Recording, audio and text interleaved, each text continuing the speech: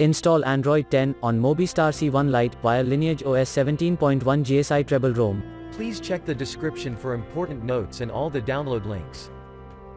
First download ROM and GApps packages, then transfer the downloaded files to the phone storage, link is in the description below. Step 2. Boot your device into TWRP recovery. Once in TWRP, click on Wipe, Advanced Wipe, and select the check boxes, as shown in the image, excluding internal storage. Step 4. Swipe the button to wipe the device. Step 5. Go back to the recovery main screen, and tap on the Install button. Step 6. Navigate to the storage, and select the ROM zip file. Step 7. Finally, swipe the button on the screen, to install ROM file. Step 8. Flash the GApps zip package, in the same manner.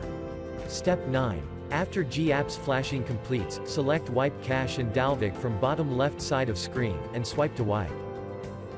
Step 10. When the flashing process is complete, hit Reboot System. That's it, you have successfully installed the ROM on your device.